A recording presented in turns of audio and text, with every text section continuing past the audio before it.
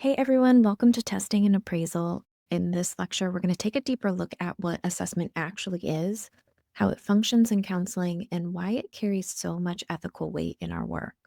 So, what is assessment and what isn't it?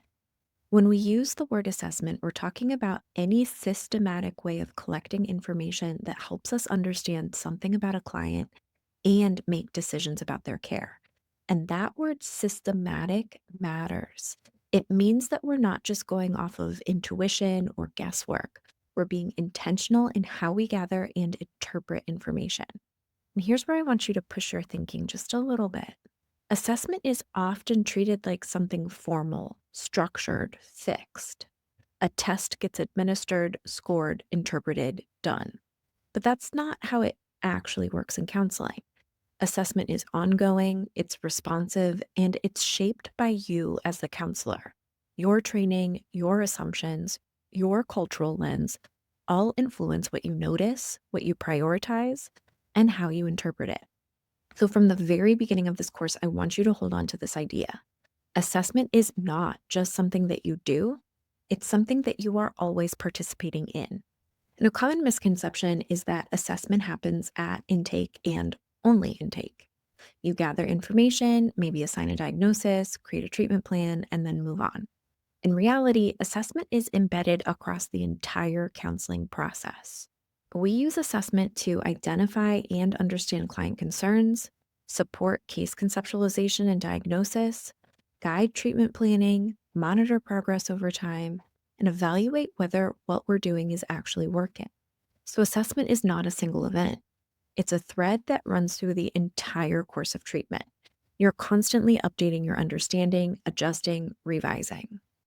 An assessment includes both formal tools and informal processes. Formal tools are what people usually think of. Standardized measures like the Beck Depression Inventory, these are structured, researched, and designed to measure specific constructs.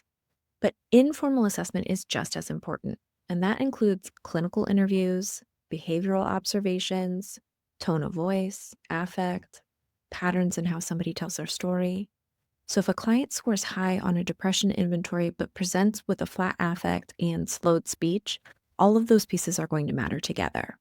Neither one is going to stand alone. We're looking at the full picture, not parts.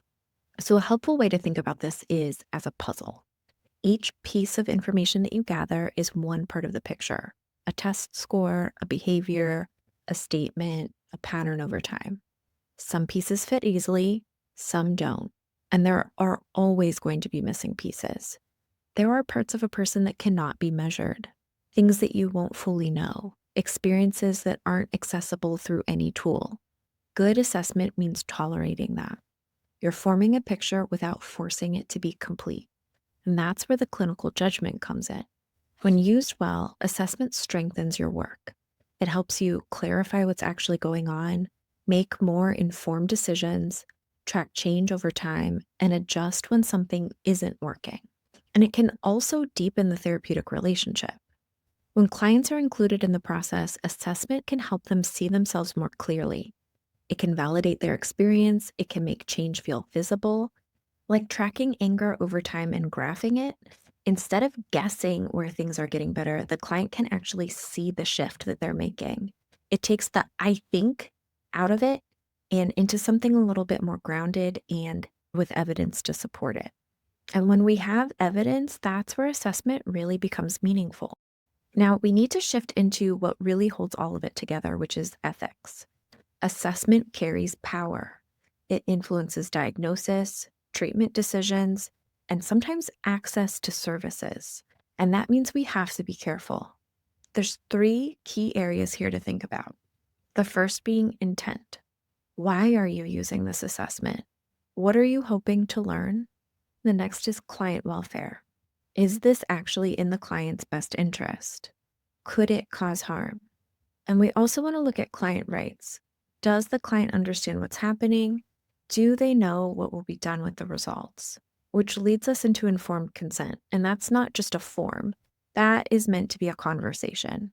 Before using any assessment, clients need to understand why the test is being used, what it measures, possible outcomes, and who will see the result. And just as important, informed consent continues after the test. You don't hand somebody a score and move on. You sit with them, you explain it, you explore what it means together. Because without that step, the information can be confusing, misleading, or even harmful. Assessment often feeds into diagnosis, but that's where we especially need some restraint. A diagnosis can be helpful, it can guide treatment, it can also provide access to services, but it can also shape identity, reinforce stigma, or limit how someone sees themselves. So we don't want to rush it. We gather enough information, we consider context, we think about impact, and sometimes we hold off. And I want you to remember that no assessment is neutral. Every test was created within a specific cultural context. That means that we have to ask, who was this test normed on? Does this apply to my client? And are we misinterpreting something as pathology that may be a cultural difference? Ethical assessment requires that awareness. And there's two major frameworks that I want to talk about as far as ethics goes. So, starting with the ACA, or American Counseling Association Code of Ethics. This expects you to understand testing theory, know how tests are developed, select appropriate tools, interpret results accurately, consider diversity, and use assessments ethically. And then there's the Association for Assessment in Research and Counseling, or AARC, and they have the responsibilities of users of standardized tests, also called RUST. These emphasize that testing must be fair, accurate, responsible, and that only qualified professionals should administer and interpret tests. So, how do you become qualified, or how do you know if you're qualified? It's a great question, and it gets a little bit confusing, but the basics are looking at the A's, B's, and C's. So, not all tests are equal in terms of training required. Level A is basic tools, often self administered, so a Beck depression inventory. Level B requires graduate training and clinical knowledge. That's going to be you when you complete your degree. And then level C requires advanced training, often doctoral level or specialized certification. And this part matters because learning about a test does not mean that you are qualified to administer it or interpret the results.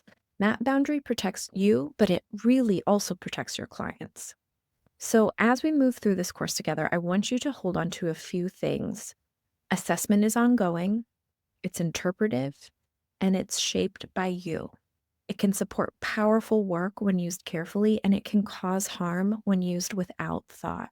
Your job is not just to learn the tools, it's to learn how to use them with judgment, awareness, and responsibility.